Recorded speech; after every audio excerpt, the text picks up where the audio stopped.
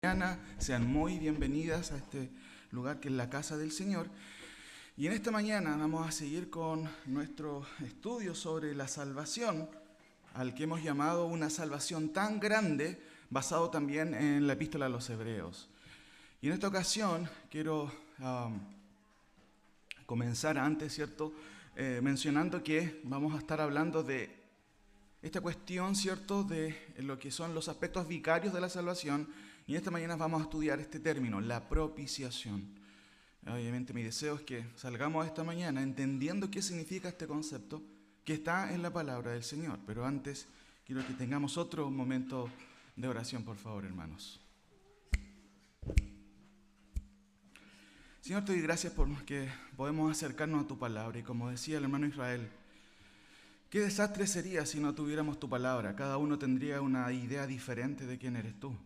Pero tú, Señor, nos dejaste tu palabra para que no divagáramos en especulaciones, sino para que supiéramos realmente quién eres tú y qué es lo que pides tú también. Señor, ayúdanos en esta mañana a tener reverencia y atención, porque vamos a abrir tu palabra, porque vamos a ver el consejo tuyo, la enseñanza, especialmente algo tan necesario para nuestras vidas que son tan efímeras en este mundo, cuando pensamos muchas veces que tenemos todo por delante, pero no es así, Señor. Por eso te ruego que nos ayudes a entender y a poner atención a tu palabra. Que esta mañana, Señor, podamos salir con un concepto un poquito más bíblico de quién eres tú y de por qué era necesario también la cruz de Cristo. Muchas gracias, Señor. En nombre de Jesús. Amén. Un pequeño resumen hasta aquí, ¿cierto? La palabra del Señor aparece en muchos términos, muchas palabras un poco difíciles y las hemos estado estudiando. Ahí se me saltó un poquito, ¿cierto?, la imagen. Predestinación, dilección, elección, sustitución, adopción, expiación, redención. La mayoría de estos términos aparecen en la Biblia. Y es importante entender, ¿cierto?, que es necesario entenderlos para comprender la palabra del Señor. Ahora, puestos en perspectiva, notamos que hay cuestiones que Dios hizo en la eternidad pasada. Este cuadro ya lo hemos visto antes, ¿cierto? Esta es una especie de ilustración que muestra cómo es que la salvación se fue dando en la temporalidad. La Biblia enseña que Dios, ¿cierto?, tuvo inclinación en su misericordia por ciertas personas, los eligió y los predestinó. Eso ocurrió antes del tiempo, ¿cierto?, que obviamente vivimos nosotros o en el que estamos puestos en este mundo. Sin embargo, dentro de este contexto viene Cristo, muere en la cruz por pecadores como usted y como yo, y hace propicio, como veremos esta mañana, al pecador esta salvación. En este contexto se hacen efectivo todas estas cuestiones que son la sustitución, la propiciación, la expiación, la justificación y la redención. Pero también hay una obra dentro del corazón del hombre. Por eso es que esto tiene que ver con lo siguiente, con la regeneración, la fe, el arrepentimiento, la conversión y la santificación. ¿Qué pasa cuando el creyente muere? La Biblia dice que hay una resurrección y también una glorificación. Entonces, todo el cuadro, aquí a lo menos hay 17 aspectos de la salvación, se pueden observar de diferentes puntos de vista. Un poco diferentes. Y seguramente si usted ha puesto atención, va a entender de que cuando la Biblia habla o hace el énfasis de que la salvación de Dios en nosotros se refiere a estos aspectos: la regeneración, la santificación experimental, la fe, el arrepentimiento y la conversión. Aunque la fe y el arrepentimiento son ordenanzas de Dios para todo hombre, también son dones de Dios. Porque el hombre en general, el hombre desde el punto de vista, y esto lo hemos observado desde las primeras enseñanzas, ¿cierto?, que hicimos de esta serie, el hombre está totalmente incapacitado para él mismo querer volver a Dios. No, el hombre no quiere volver a Dios. El hombre, si fuera por él, se retira, huye del Señor. Y eso es fácil entenderlo, a pesar de que tenemos una linda asistencia esta mañana. ¿Por qué este templo no está más lleno todavía? ¿Por qué la gente no quiere escuchar de Dios? ¿Por qué la gente no quiere saber de Dios? No anda buscando a Dios. Ahora, una buena pregunta es: ¿por qué usted quiere escuchar al Señor? ¿Eso es algo de iniciativa propia? Claramente que sí. Pero si Dios no obra en su corazón, usted estaría quizás en otro lado. El pastor, quizás, ¿dónde estaría? Pero Dios, por su gracia, ha transformado nuestro corazón. Por eso es que cuando hablamos de la obra de Dios en nosotros, Lo que Dios hace no es maquillar a las personas. ¿Se ha fijado esto del maquillaje, algo histórico en las hermanas? ¿Para qué se maquillan? Para cubrir las imperfecciones, ¿cierto? Pero Dios no hace eso, hermanos, no nos cubre, no nos maquilla de evangélico. Lo que Él hace es una transformación interna del corazón. Por eso es tan necesario escuchar la palabra. La Biblia dice, santifícalos en tu verdad. Tu palabra es la que puede transformar tu corazón. La ley de Jehová es perfecta, que convierte el alma. La palabra tiene un poder inherente, no el predicador. Por eso es importante predicar la palabra, porque puede transformar tu corazón. Que ese es el problema de fondo de todos los hombres. Ahora, la obra de Cristo por nosotros, ¿a qué se refiere? Bueno, ahí están los conceptos que vamos a estudiar hoy día, especialmente el de la propiciación. El Señor nos ha justificado y nos ha redimido. Eso tiene efecto o ha tenido efecto en la cruz de Cristo. Cuando Cristo muere, se hacen efectivos esos aspectos de la salvación. Si usted revisa nuestras predicaciones, usted va a poder ver, ¿a qué se referirá esto con el concepto de justificación? Quizás eso nos falta, ¿cierto? La redención sí lo hemos estudiado también, el de la santificación, ¿cierto? Posicional también lo hemos estudiado. Pero ¿a qué se referirá la palabra del Señor con la cuestión de la propiciación? Y en esta mañana, hermanos, yo quiero que pongamos atención, porque esto quiero que podamos aprender. Vamos con lo primero, vamos a ver 3 cosas esta mañana. El significado de la palabra propiciación, el propósito de la propiciación y el alcance de la propiciación. Y espero que podamos entenderlo. Vamos primero con el concepto de dónde surge, y surge, como aparece aquí, del tabernáculo en el Antiguo Testamento. Como ustedes pueden observar en esta ilustración, el Señor mandó al pueblo de Israel a construir un tabernáculo para que Él pudiera habitar. Y acompáñenme a Éxodo, por favor, 25. Éxodo 25. Éxodo relata todas las instrucciones de Dios para este pueblo y notamos aquí algunas cosas que son importantes. No voy a leer todo porque quiero mencionar algunas cosas simplemente. Éxodo 25. Jehová habló a Moisés diciendo, di a los hijos de Israel que tomen para mí ofrenda de todo varón que la diere de su voluntad de corazón, tomaréis mi ofrenda. Esta es la ofrenda que tomaréis de ellos: oro, plata y cobre, azul, púrpura, carmesí, lino, fino, pelos de cabras, pieles de carnero, ¿cierto? Teñidas de rojo, pieles de tejones, madera de acacia, la mejor madera, aceite para el alumbrado. El 7 dice piedras de ónice y piedras de engaste para el efod. Y noten el 8, y harán un santuario para mí y habitaré en medio de ellos. ¿Para qué hizo el tabernáculo el Señor? ¿Para qué lo ordenó? Porque Dios quería estar en medio de ellos por medio de su presencia.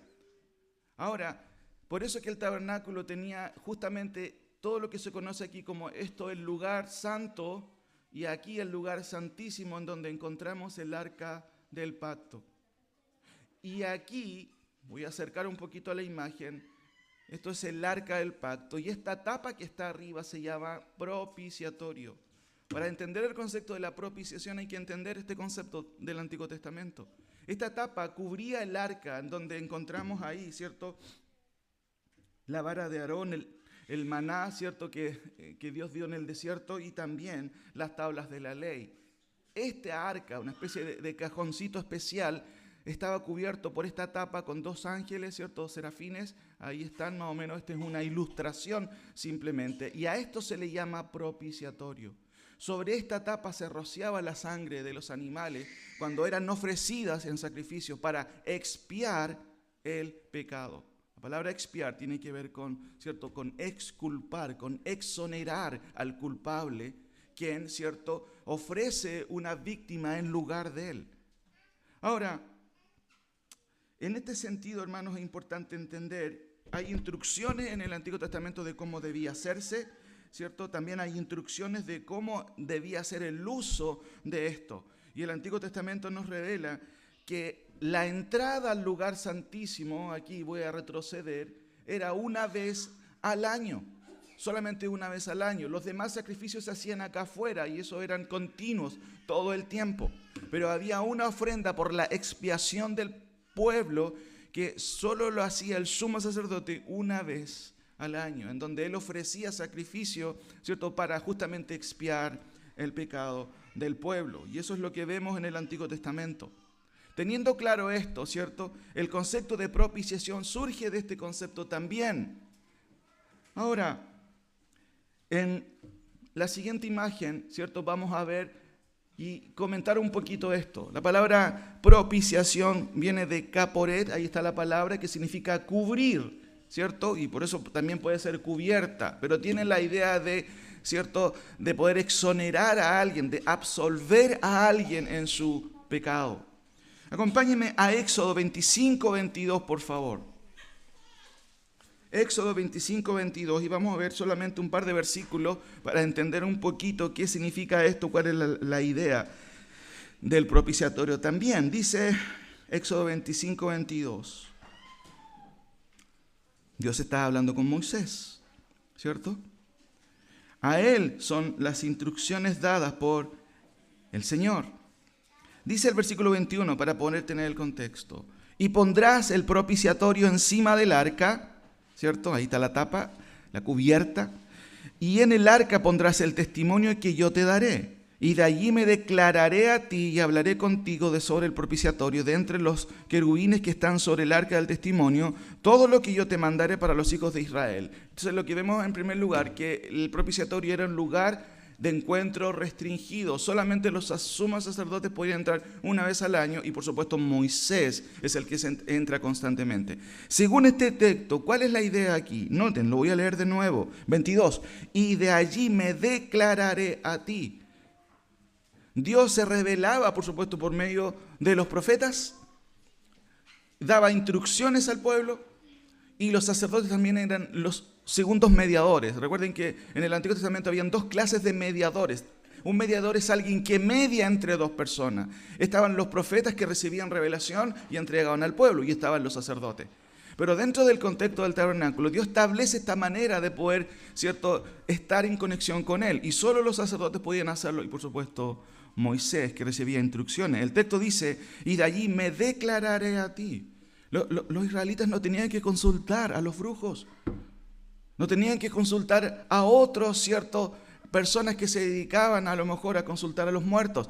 Ellos tenían la revelación de Dios por medio de sus profetas, pero también por medio del tabernáculo, en donde Dios se declaraba a Moisés.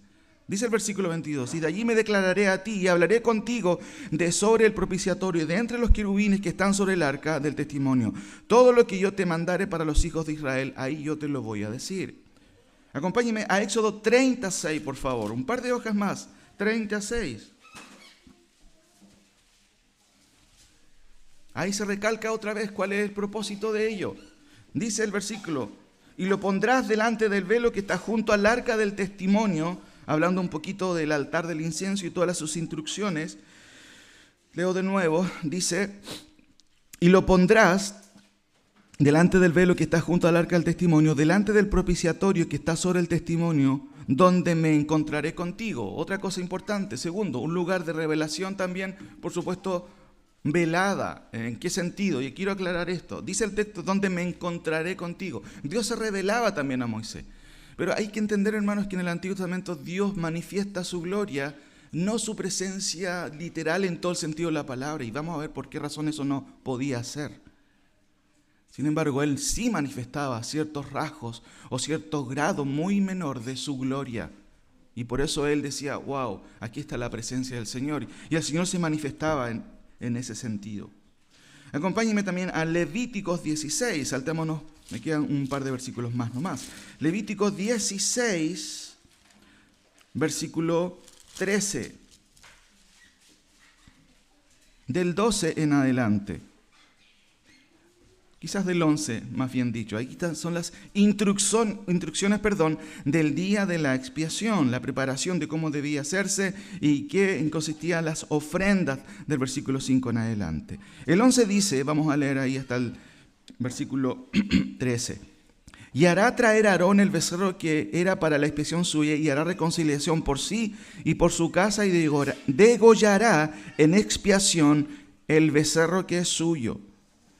Versículo 13. Y pondrá el perfume sobre el fuego delante de Jehová, y la nube del perfume cubrirá el propiciatorio que está sobre el testimonio. Y noten lo que dice el texto, para que no muera. Si uno sigue leyendo el texto, uno va a encontrar más instrucciones de cómo debía ser. ¿Qué notamos aquí? Que el propiciatorio era un lugar de expiación cruento. Cruento viene y tiene relación a sangre derramada. Si ustedes me acompañan a Levítico 17:11, por favor. Este es un versículo clave también de Levítico, y también Hebreos lo menciona y lo recuerda, y uno, en cierto sentido, puede responder a la pregunta, bueno, ¿por qué tanta sangre? Dice Levítico 17:11, porque la vida de la carne en la sangre está, y yo os la he dado para hacer expiación sobre el altar por vuestras almas, y la misma sangre, noten, hará expiación de la persona. Y ahí está entendiendo un poquito, estamos entendiendo por qué razón era necesario el sacrificio para expiar el pecado, para cubrir el pecado y para absolver al pecador. Tres cosas que vemos aquí, y me queda un ítem también en esto. ¿Qué es el propiciatorio? Es un lugar de encuentro restringido. Solamente el sumo sacerdote podía entrar y Moisés a hablar con Dios, quien recibía instrucciones. También es un lugar de revelación velada. No hay que suponer ahí, ¿cierto? Y de hecho Juan 1:18 dice que nadie ha visto a Dios. El unigénito Hijo que está en el seno del Padre, Él le ha dado a conocer. Entonces, ¿cómo entendemos ciertos versículos que dicen que Dios o Moisés vio cara a cara al Señor? Eso hay que entenderlo bajo el contexto también del Antiguo Testamento, en el sentido que ellos vieron parte de la gloria de Dios, no la presencia misma, y vamos a ver por qué razón también eso no pudo haber sido. Aunque sí, Dios sí se manifestaba, hermanos, en ese sentido. Ahora, un cuarto punto, es que también el propiciatorio es un lugar temible. Acabamos de leer el versículo 13 de Levítico 16 que dice, y pondrá el perfume sobre el fuego delante de Jehová, y la nube de perfume cubrirá el propiciatorio que está sobre el testimonio, para que no mueras, Aarón. Hermano, el propiciatorio no era un lugar, ¿cierto?, trivial. Si se manifestaba la presencia de Dios y había un pecador ahí, moría en el acto. Incluso los sumos sacerdotes que no, ¿cierto?, eran piadosos o se descuidaban en cierto sentido con respecto a su santificación, morían en el acto. ¿Por qué? Porque iban a encontrarse con el Dios santo, santo, santo.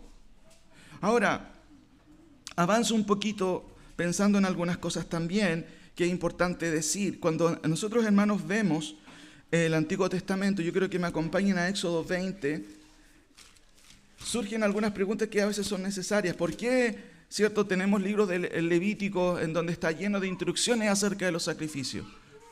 Y seguramente si yo le pregunto a usted, ¿cuál es su libro preferido en el Antiguo Testamento? Lo más probable es no va a elegir Levítico o Crónica. Porque ¿qué vemos ahí? Instrucciones e instrucciones constantes. Por un lado, Crónica habla de genealogías, que sí son importantes, claramente, pero Levítico, ¿por qué está lleno de instrucciones sobre la expiación? Los ateos pueden preguntarse, bueno, ¿y por qué Dios quiere tanta sangre? ¿Cuál sería nuestra respuesta? ¿Por qué simplemente no nos perdona y olvida todo? Sin embargo, hay dos cosas que nosotros no entendemos y nos cuesta entender. Y esta mañana mi propósito es que, hermano, usted y yo podamos comprender realmente a qué Dios nos estamos refiriendo. Como el hermano Israel oraba, y yo ya lo repetí y lo dije, hermanos, si no tenemos la palabra de Dios, cada uno tendría un concepto muy diferente de quién es Dios. Y tristemente eso es lo que existe, incluso a veces en la iglesia. Las personas piensan que Dios es de una u otra manera. Me he encontrado con un montón de ejemplos. Dios, ¿cierto?, bendijo mi relación, aunque él no es creyente, pero Dios me lo trajo. ¿Qué Dios es ese? La Biblia dice que no unáis en yugo desigual, dice Pablo, y en el Antiguo Testamento Dios es tan estricto con respecto a eso. Y a veces hay personas que dicen, no, es que yo conocí a alguien que, bueno, no conoce al Señor, pero bueno, Dios me lo envió. Eso no tiene nada que ver con el Dios de la palabra del Señor. Solamente podemos leer otros libros como Nehemías, en donde él lucha con el pueblo de Israel e insiste cómo se han juntado con naciones paganas. Y no entendemos a veces porque nuestro Dios es tan diminuto o pensamos en un Dios casi romántico. No, si Dios es puro amor, es una pelotita llena de amor. Claro que Dios es amor, pero también es fuego consumidor. Entonces nuestra imagen de Dios, hermano, a veces está tan distorsionada. Y déjenme mencionar algunas cosas importantes. Éxodo 3:6, por favor. Vaya a Éxodo 3:6. Voy a mencionar 4 cosas más, porque es relevante comprender por qué razón necesitamos un tabernáculo. Ya Moisés lo dice en el versículo, en el capítulo 25, Dios lo establece y lo revela, y harán un santuario para mí y habitaré en medio de ellos. Pero vaya por favor a Éxodo 20. Éxodo 19, que es la instrucción. Están a las puertas de recibir los 10 mandamientos en el monte Sinaí. Y alguien podría decir, sí, esta tarde tenemos un camping, vamos a ir a recibir las tablas de la ley. Ni un hebreo que entendía quién era Dios pensaba de esa manera. Voy a ir, ¿cierto?, esta tarde porque la ley de Dios va a ser entregada. No, notemos algunas cosas solamente. En el mes 3 de la salida de los hijos de Israel de la tierra de Egipto, en el mismo día llegaron al desierto de Sinaí. 3. Y Moisés subió a Dios, y Jehová lo llamó desde el monte diciendo, mira, así vas a decir a la casa de Jacob, y anunciaréis a los hijos de Israel, vosotros visteis lo que hice a los egipcios, y cómo os tomé sobre alas de águila, y os he traído a mí. Ahora, pues, si diereis oído a mi voz, y guardareis mi pacto, vosotros seréis mi especial tesoro sobre todos los pueblos, porque mía es toda la tierra. ¿De quién es la tierra? ¿De los palestinos o de los israelitas? De Dios. Ahí está solucionado el problema. Ahora, ¿por qué Dios tiene que establecer esto? Dios llega al monte Sinaí y el pueblo necesita un estatuto, una constitución moral. Todos los países tienen constituciones, ¿cierto? Y en cierto sentido, todas tienen énfasis o cierto tenor o en cierto sentido también muchos de los mandamientos o de la concepción judeo-cristiana, todas las constituciones. Pero aquí el pueblo va a recibir, está a punto de recibir, ya tiene mucha gente que es parte de la constitución de un país, pero ahora necesita una constitución. Y aquí venía la constitución, los 10 mandamientos. No solamente eso, sino que seguimos leyendo, después hay muchas normas, están las leyes ceremoniales, las leyes civiles, pero también los 10 mandamientos. Ahora, notemos un poquito, hermano, el versículo 9. Entonces Jehová dijo a Moisés, he aquí que yo vengo a ti en una nube espesa. Esa era la manera en que Dios se revelaba, en una nube espesa, para que el pueblo oiga mientras yo hablo contigo, y también para que te crean para siempre. Claro, ahí Dios revelaba algo sobrenatural, y la gente podía decir, wow, sí, Él es Dios, está revelándose. Sigue diciendo el versículo 10 de Éxodo 19. Y Jehová dijo a Moisés, ve al pueblo y santifícalos. ¿Qué significa eso? Tenía que parte del pueblo, ¿cierto?, limpiarse de sus pecados, porque no iba a tener un encuentro con algún líder importante, hermanos, iba a tener un encuentro con el Dios verdadero. Santifícalos, dice, hoy y mañana, y laven sus vestidos, y estén preparados para el día 3, porque el día 3 Jehová descenderá a los ojos de todo el pueblo sobre el monte. Y noten el 12. Y señalarás término al pueblo en derredor, diciendo, guardaos, no subáis al monte, ni toquéis sus límites. Cualquiera que tocare el monte, de seguro va a morir. Por eso, hermano, es importante entender quién es este Dios. Nosotros, vuelvo a insistir, a veces tenemos una idea tan infantil de quién es Dios, tan diminuta. A veces casi tenemos una idea televisiva o de Hollywood acerca de Dios. Pero hermanos, por eso tenemos la palabra y es necesario estudiarla. La palabra del Señor nos revela quién es este Dios. ¿Cómo es posible, cierto, que no entendamos eso muchas veces? ¿Por qué el Señor marca límite? Porque Dios es 3 veces santo. Y eso no es tautología, o sea, redundancia. La Biblia en cierto sentido nos quiere revelar, mira, Dios es santo, santo, santo, y tú eres pecador, pecador, pecador. Estamos tan lejos de Dios. Y esa es la razón que notamos aquí de por qué tantas instrucciones, hermanos, necesarias. Éxodo 3:6, si puede retroceder. Cuando Moisés habló con Dios en la zarza ardiente, miren lo que dijo Moisés. Déjeme terminar esta parte para que tengamos claro quién es este Dios. Para que entendamos, bueno, por qué el tabernáculo y por ende también, por qué la cruz de Cristo. Cuando Moisés habló con Dios en la zarza ardiente, Moisés cubrió su rostro porque tuvo miedo de mirar a Dios. Después Dios le dice a Moisés en el versículo 20 de Éxodo 33, no podrá ver mi rostro ningún hombre, porque no me verá hombre y vivirá. ¿Está notando esto? Miren, el concepto que tienen los hombres en el Antiguo Testamento como Moisés es alto. No se trata simplemente, sí, voy a encontrarme con Dios. ¡Wow! Si Dios me ve, voy a morir. Note por favor Génesis 32, acompáñeme ahí. Génesis 32, 22 también. Génesis 32, y quédese por favor en el versículo 30. Génesis 32, versículo 30. ¿Cuál es el contexto? Jacob lucha con alguien que más tarde se revela como Dios, el ángel de Jehová. Cuando terminó el incidente y Jacob comprendió la importancia de lo que acababa de suceder, se sintió sobrecogido, con mucho temor, y dice el versículo 30, y llamó Jacob el nombre de aquel lugar Peniel. ¿Y por qué lo llamó Peniel? ¿Qué dice su Biblia? ¿Qué significa ese concepto, ese nombre? Porque dijo, vi a Dios cara a cara, y noten el concepto que tiene Jacob. Wow, vi a Dios y fue librada mi alma. Hermano, esto es tan diferente con la irreverencia muchas veces que nosotros tenemos. Uno puede pensar en la irreverencia de las personas incrédulas, pero a veces nosotros también somos irreverentes con quien es Dios. Mira el concepto que tienen los hombres en el Antiguo Testamento. Wow, vi al Señor cara a cara y fue librada mi alma. Jacob está consciente de que es un ser pecaminoso y lo que simplemente merece es ser exterminado por Dios. Y nosotros a veces tenemos ideas tan fantásticas de Dios, hermano. A veces tan románticas de quién es Dios. Pero el Dios de la Biblia, hermano, debemos tomarlo en serio. Jueces 13, del 1 al 23, no lo busque. Los padres de Sansón tienen una conversión con el ángel de Jehová también. No se dan cuenta de quién es, por supuesto, cuando hablan con él. Sin embargo, en algún momento, en el versículo de 22 de Jueces 13, dice el texto, y ellos exclaman, ambos, ciertamente moriremos, porque a Dios hemos visto. Noten, ¿está notando, hermanos, la seriedad de la presencia del Señor, de quién es Dios? Isaías 6, del 1 al 13, si quiere acompañarme ahí. Isaías 6, del 1 al 13, Isaías tiene una visión acerca del Señor.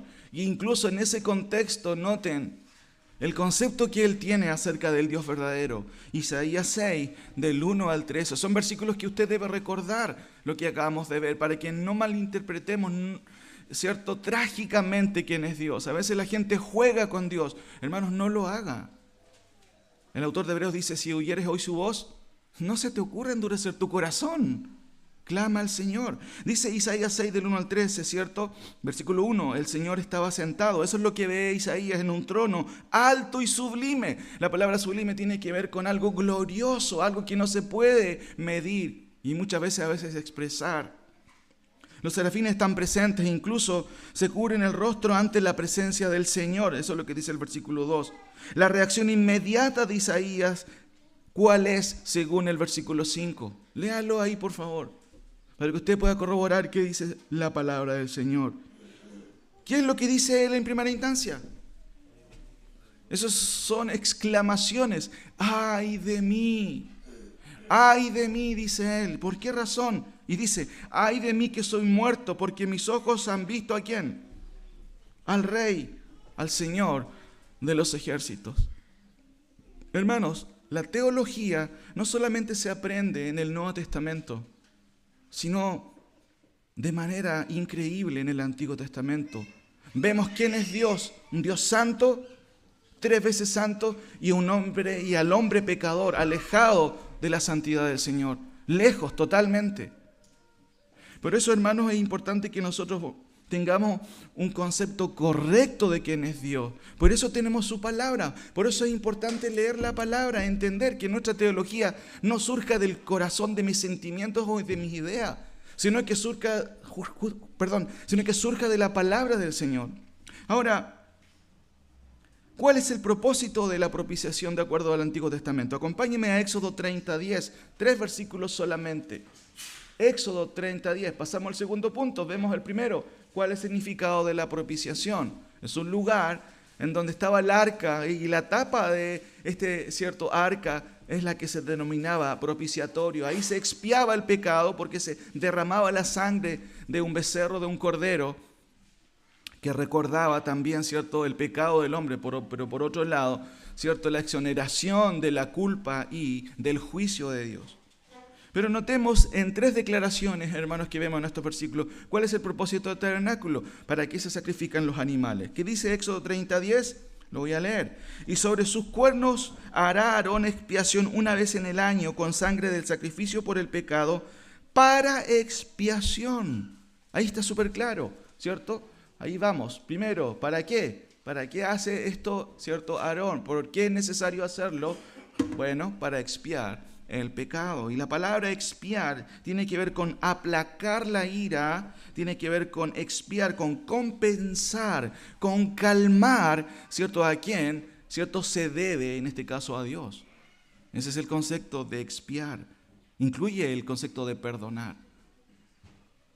Levítico 4:20, por favor. Levítico 4:20. Ahí vemos un segundo propósito, y esto es importante que lo tengamos en cuenta. Levítico 4:20 dice: y hará de aquel becerro como hizo con el becerro de la expiación, lo mismo hará de él. Así hará el sacerdote expiación por ellos. ¿Y qué obtendrá? ¿Qué dice su Biblia? Perdón. Y el perdón tiene que ver con la liberación de la culpa. Cuando alguien ha cometido un delito, la justicia reclama que cumpla con una pena. El hombre es pecador por nacimiento y está alejado de Dios. Por eso la Biblia dice: por cuanto todos y están, ¿en qué condición? Fuera, destituidos, lejos de Dios. Y eso es lo que cada uno de nosotros merece. Porque no solamente Adán fue el culpable, usted y yo, por nuestro propio corazón, vamos a ser juzgados un día. Porque en mi corazón hay una potencia con respecto a la maldad. Por eso es necesario, hermanos, acercarnos a Cristo, encontrar en Él el perdón, pero también la limpieza. Por eso Juan dice en el Evangelio: si confesamos nuestros pecados, Él es fiel y justo para perdonarnos y limpiarnos de toda maldad. ¿Qué dice Levítico 4:20? Ya lo dijimos, ¿cierto? Y hará de aquel becerro como hizo, ¿para qué? Para expiación por ellos, y obtendrá perdón, absolver a alguien. Hermano, muchas veces nosotros no entendemos la gravedad de un pecado hasta que estamos metidos en un problema. Y seguimos en la vida como si nada pasara. Y Dios a veces nos habla por medio de circunstancias diversas. Por eso, hermanos, que es importante entender, cuando pecamos, merecemos un juicio. Pero en la expiación, en el contexto del Antiguo Testamento, el hombre podía liberarse de la culpa por medio de un reemplazo. Y en este caso, los animales, ¿cierto?, cubrían al pecador. Levítico 4:30 también. ¿Qué vemos aquí? Vemos otro concepto también de lo que es la expiación. Luego, con su dedo, ¿cierto?, explicando más o menos qué es lo que tenía que hacer con el becerro, las instrucciones que Dios dio a Moisés implican qué es lo que el sacerdote debía hacer. Voy a leer del 29. Y pondrá su mano sobre la cabeza de la ofrenda de la expiación y la degollará en el lugar del holocausto. Luego con su dedo el sacerdote tomará de la sangre y la pondrá sobre los cuernos del altar del holocausto y derramará el resto de la sangre al pie del altar. Miren que aquí hay todo un ritual, pero el ritual también es símbolo de otra cosa. Cuando dice el versículo 29, y pondrá su mano sobre la cabeza de la ofrenda. ¿Qué vemos ahí? Y vemos el tercer concepto que tiene que ver con la sustitución del pecador. Simbólicamente el pecador decía: tú vas a cubrir mi pecado. Y tocaban al animal y él era el sustituto. Qué interesante que Juan, cuando anuncia quién es Cristo, él dice: he aquí el Cordero de Dios, que quita el pecado del mundo, que expía el pecado. Hermanos, todo esto apuntaba sin duda a la cruz de Cristo, a quien trajo un resultado definitivo. En el tabernáculo todos los días se sacrificaban animales y una vez al año una expiación general por el pueblo, todo el tiempo. Los sacerdotes no podían parar. turno por turno, todo el tiempo. Seguramente todas las naciones paganas alrededor de Israel no entendían lo que estaba ocurriendo ahí. Pero Dios en su misericordia se revela a este pueblo y le dice, voy a tener misericordia con ustedes y me voy a revelar. Pero hay un problema, yo soy santo y usted es pecaminoso. Y en esa misericordia, hermanos, Dios se revela y se acerca a este pueblo, habita con este pueblo y Isaías dice, cierto, y él lo confiesa también. Wow, ¿cómo puede ser? Dios santo habitando en medio de un pueblo con labios inmundos. Y yo también, dice Isaías. Ahora, acompáñenme a Isaías 53. Isaías 53. En la medida que avanza el Antiguo Testamento se va revelando también que alguien iba a hacer algo con respecto a esto, el Mesías. Isaías 53. Permítame leerlo, ponga atención. Son solamente 12 versículos.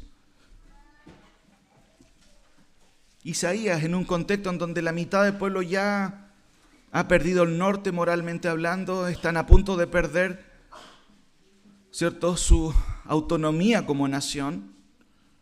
Isaías habla al pueblo aún, o Dios habla por medio de Isaías. Dice, ¿quién ha creído nuestro anuncio y sobre quién se ha manifestado el brazo de Jehová? Subirá cual renuevo delante de él. Y como raíz de tierra seca, no hay parecer en él ni hermosura. Le veremos, más inatractivo para que le deseemos. ¿A quién se está refiriendo esto? Al Mesías, al Señor Jesucristo. Despreciado y desechado entre los hombres, varón de dolores, experimentado en quebranto, y como que escondimos de él el rostro. Fue menospreciado y no le estimamos. Ciertamente llevó él nuestras enfermedades, sufrió nuestros dolores, y nosotros le tuvimos por azotado, por herido de Dios y abatido.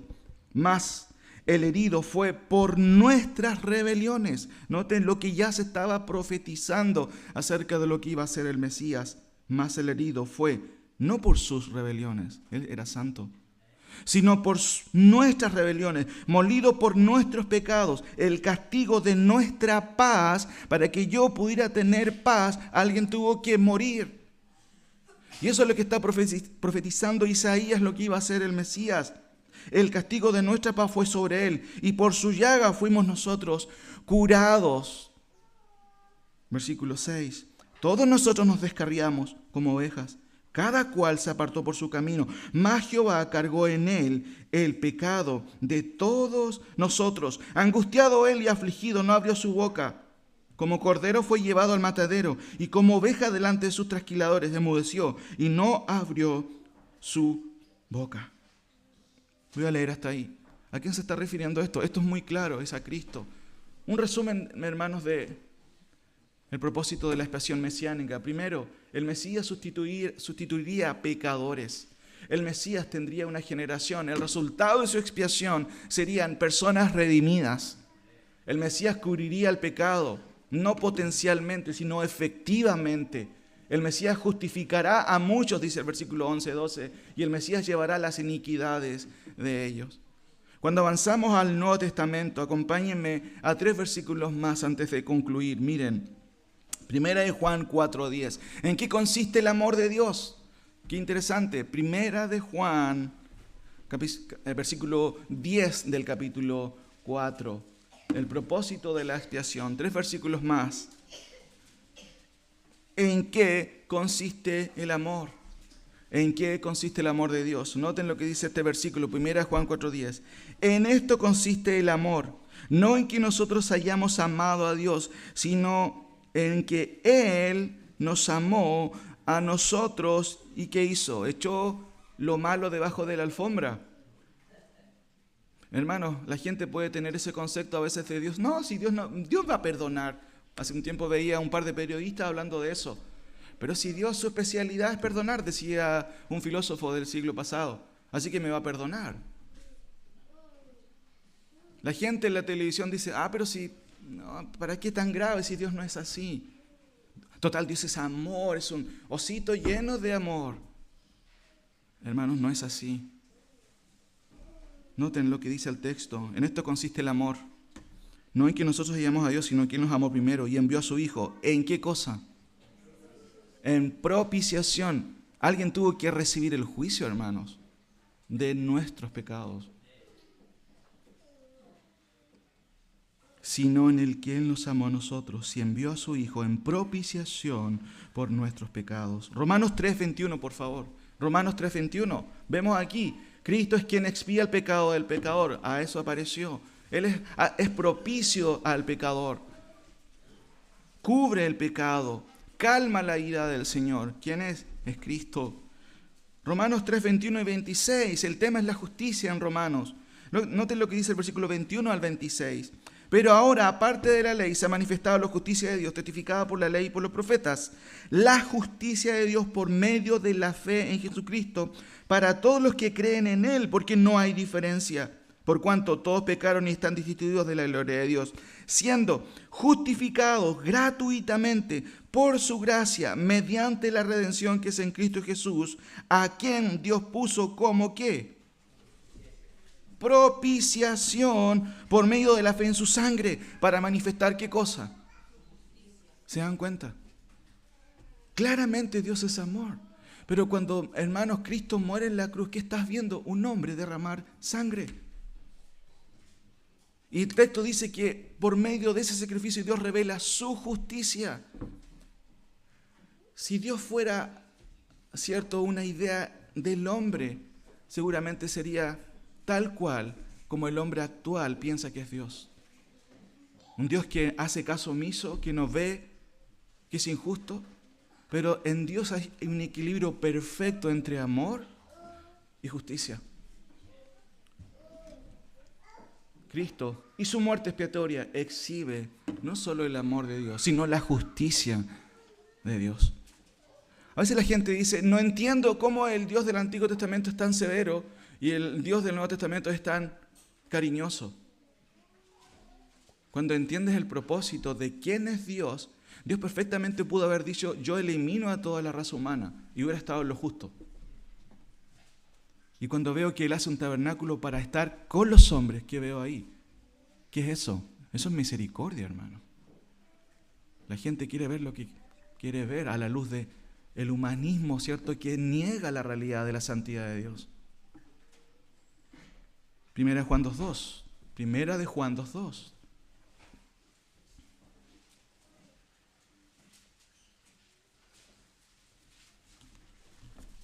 Un versículo que ha traído mucha controversia en el debate del propósito de la expiación. No voy a discutir eso ahora,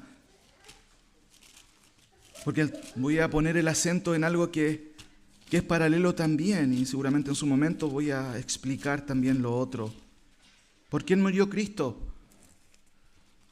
¿Por todo el mundo o por los elegidos? ¡Wow! ¡Qué preguntas más complicadas! Se han escrito libros de eso. Miren, leamos el versículo 2. Hijitos míos, el 1, perdón. Estas cosas os escribo para que no pequéis. ¿Qué pasa si peco, Señor? Miren lo que dice el texto. Y si alguno hubiere pecado, abogado tenemos para con el Padre. ¿Y cómo se llama este abogado? Jesucristo. Usted necesita un abogado, ¿sabía o no? Ante el Padre. ¿Ya contrató sus servicios o no? Hermanos, Cristo es el abogado solo de los creyentes, solo de los que creen en Él. Usted puede tener problemas judiciales aquí en esta tierra, pero esos son tan ínfimos a la luz de un día cuando tenga que enfrentar al Dios Santo, hermano. Por eso el Señor nos enseña en su palabra la necesidad de tomar en serio la palabra del Señor y reconocer quién es Dios. Noten, vuelvo a leer, hijitos míos, es una declaración de cercanía.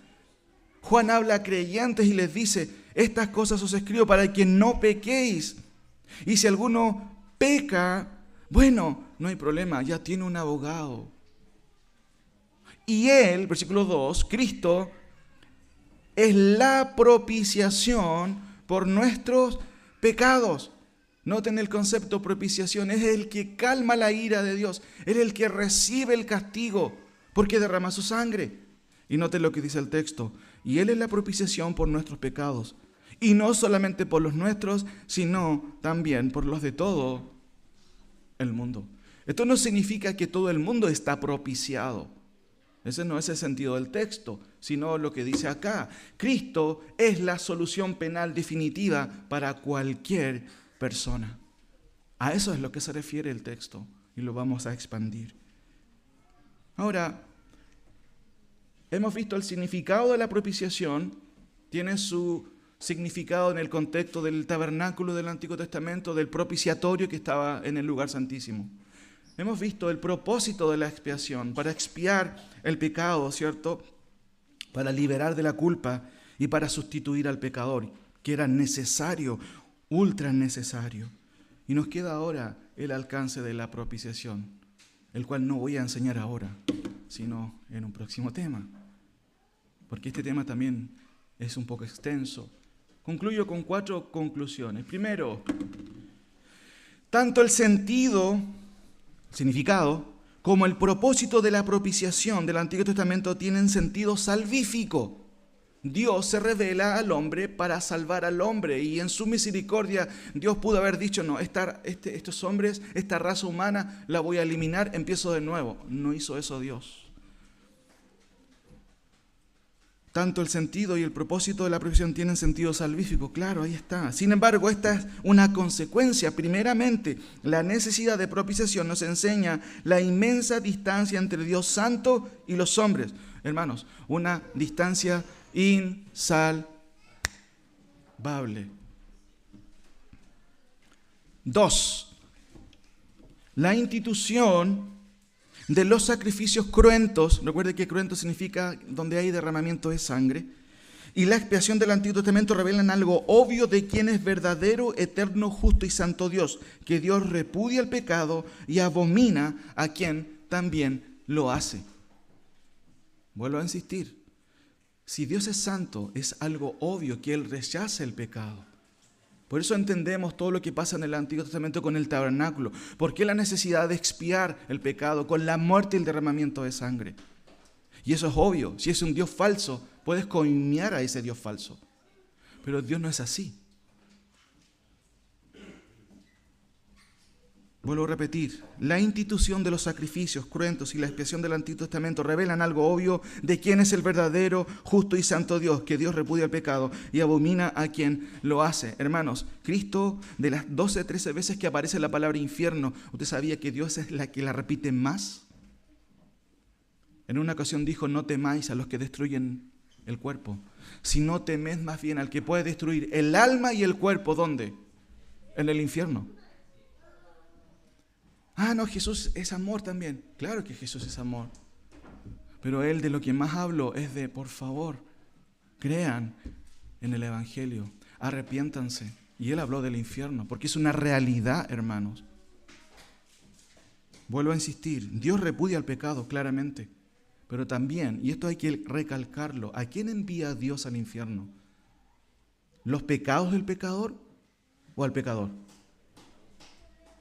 Porque a veces se dice, no, Dios ama al pecador, pero odia su pecado. ¿A quién manda Dios al infierno? ¿Los pecados del pecador? Salmo 5.5, ¿se acuerdan lo que dice? Miren, repasémoslos. Salmo 5.5, es importante tenerlo en mente. A veces nuestra imagen de Dios, insisto, es tan, hermanos, deficiente, porque no entendemos la palabra del Señor. Los insensatos no estarán delante de tus ojos.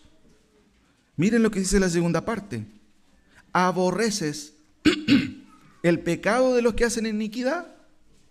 ¿Cómo dice el texto? Aborreces a todos los que hacen iniquidad.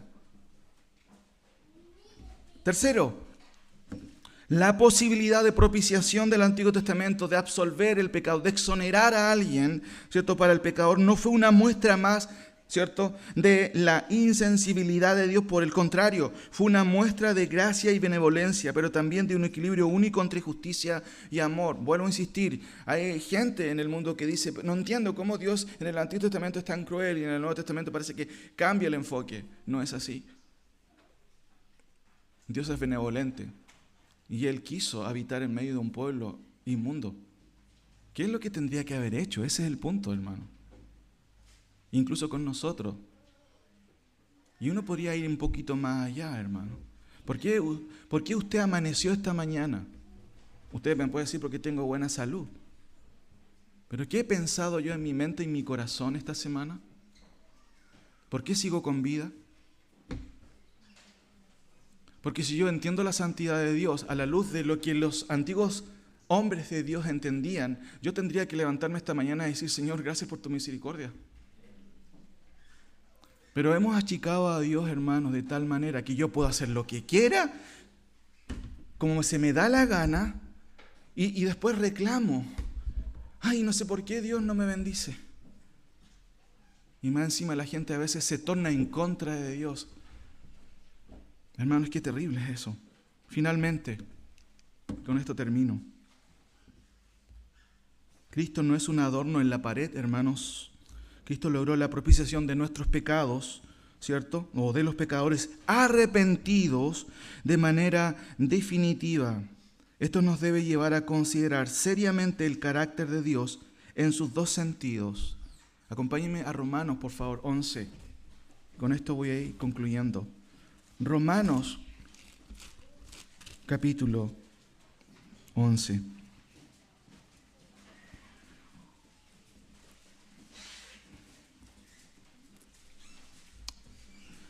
Digo pues, ¿ha desechado Dios a su pueblo? La respuesta de Pablo es, ni se te ocurra pensarlo, Él no ha desechado a su pueblo. Y la lista y los argumentos siguen a continuación. Versículo 11, digo pues, ¿han tropezado los hijos de Israel para que cayesen? En otra forma de preguntar esto es, ¿se equivocaron los israelitas para quedar descalificados totalmente? ¿Cuál es la respuesta de Pablo? No, en ninguna manera. Pero por su transgresión, y esta palabra es un poco grande, transgredir es pasar límites. Y el texto dice, pero por la transgresión vino la salvación a los gentiles para provocarles a celos. Dios permitió, Él no fue el causante del pecado de Israel. ¿Para qué? Para seguir expandiendo su salvación, no solamente a judíos, sino a romanos, a griegos, a chilenos y a cualquier otra persona de cualquier otra nación. Y si su transgresión es la riqueza del mundo y su defección, ¿cierto? Esta palabra tiene que ver con pérdida o fracaso, la riqueza de los gentiles, ¿cuánto más su plena restauración? ¿Qué está diciendo el texto? Dios va a restaurar a su pueblo. Ahora, noten el versículo 17. El autor hace una ilustración hablando de árboles y ramas. Y dice, pues si algunas de las ramas fueron desgajadas, algunos judíos, hebreos fueron eliminados, ¿cierto?, por el juicio de Dios y se lo merecían, eso es lo que dice el texto, pero el autor Pablo me está haciendo ver a mí, al gentil, cuidado, ten cuidado. Pues si algunas de las ramas fueron desgajadas y tú, siendo olivo silvestre, mire la ilustración, el olivo natural es Israel, el olivo silvestre soy yo, que no soy judío. Y él está haciendo una comparación y dice, pero si algunas de las ramas fueron desgajadas y tú siendo olivo silvestre has sido injertado. Ustedes son del sur, entienden lo que es ser injertado, ¿cierto? Si tú fuiste injertado en lugar de ellas y has sido hecho participante de la raíz, ¿cierto?, de la rica savia del olivo, o sea, de la gracia de Dios, usted y yo hemos sido injertados en las bendiciones también que Dios dio al pueblo de Israel por medio de los pactos. Usted y yo no estamos fuera. Por Cristo hemos sido hechos cercanos, dice Pablo también a los Efesios. 18. ¿Cuál es la actitud mía? Noten. ¿Qué dice su Biblia, por favor? No te jactes contra las ramas. ¿Quiénes son las ramas en el contexto? Israel, el pueblo de Israel. Y si te jactas, bueno, sabe que tú no sustentas a la raíz, sino la raíz a ti. Pues las ramas, dirás, fueron desgajadas para que yo fuese injertado. Bien, por su incredulidad fueron desgajadas. Pero tú, por la fe, estás en pie. No te ensorbezcas, sino teme. Miren, ¿qué es lo que está haciendo Pablo? Ten cuidado con decir, este no es el pueblo de Israel. Y claro que no lo es en el sentido moral, en el sentido espiritual, porque no quiere obedecer a Dios. Pero eternamente no ha dejado de ser el pueblo de Israel. Y eso es lo que Pablo está argumentando. Así que no se te ocurra jactarte y decir, no, yo soy Israel. Eso es lo que está diciendo Pablo aquí. Bien, por su incredulidad fueron desgajadas, pero tú por la fe estás en pie. No te ensorbezcas, sino teme. Hermano, esa debe ser mi actitud. Porque si Dios no perdonó a las ramas naturales, Israel, a ti tampoco te va a perdonar. Y noten el 22. Mira, pues, dos cosas en Dios: la bondad, ¿y qué más?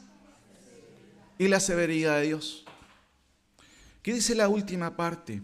Cristo no es un adorno en la pared o que tú te puedes colgar en el cuello. No estoy en contra de que uses eso.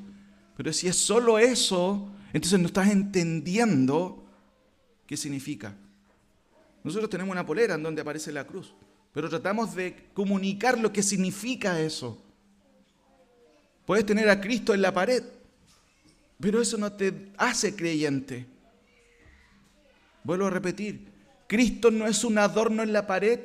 Él logró algo que tú nunca pudiste haber logrado, la propiciación de tus pecados, pero esa aplicación solo aplica, valga la redundancia, a quienes se han arrepentido, y para ellos hay salvación definitiva. Hermano, esto nos debe llevar a pensar y considerar el carácter de Dios. Cuando vemos la cruz, vemos el carácter de Dios.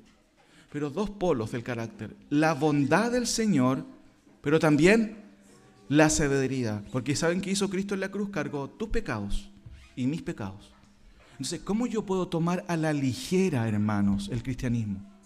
¿Cómo puedo tomar a la ligera? No, si Dios me va a perdonar. Cuando toda la Biblia me está diciendo que era necesario la propiciación y Cristo vino justamente a sustituir a un pecador tan vil como yo y como tú.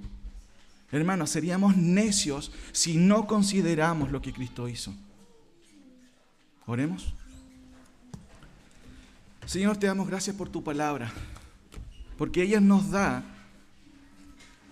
de manera correcta, de manera definitiva, de manera autoritativa, tu voluntad expresada.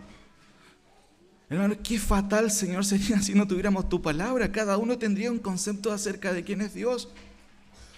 Y tristemente muchas veces nosotros aún conociendo, Padre, de tu palabra, a veces divagamos en, no, es que Dios será así o será así, cuando tu palabra nos explica quién eres tú. Los profetas dicen que tú nos darás por inocente a quien es culpable. Sin embargo, el Evangelio fulgura y nos habla de Cristo, de alguien que puede propiciar nuestro pecado, de alguien que puede exonerarnos del juicio que un día los hombres van a tener que recibir. Para eso solamente es por tu gracia que hemos recibido salvación, nada más. Por eso te ruego que nos ayudes a todos los que estamos aquí a no tomar a la ligera, Padre, el Evangelio, sino que tomar en serio lo que debemos de tomar. A veces tomamos en serio cosas que no tienen ni una trascendencia en la vida y perdemos aquellas que sí valen la pena tomar en cuenta. Por favor, Señor, ayúdanos. Ayúdanos a tomar en cuenta, a tomarte en cuenta. Si bien es cierto, tú eres un Dios de amor. Y por eso tu palabra nos enseña, de tal manera amó Dios al mundo, que ha dado a su Hijo, para que todo aquel que en Él crea no se pierda. Y en ese mismo texto habla de que alguien puede perderse a causa de su incredulidad. Por favor, Señor, ayúdanos a entender que es necesario acercarnos a ti. En el nombre de Jesús, nuestro Salvador, pero también nuestro Señor. Amén.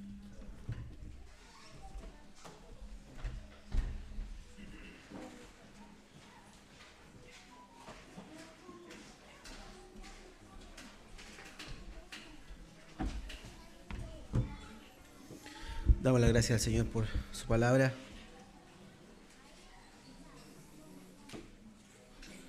Le invito, hermano, a que se pongan en pie. Le voy a pedir a los hermanos encargados de la ofrenda también que puedan pasar mientras nuestros hermanos de la alabanza nos dirigen en una canción.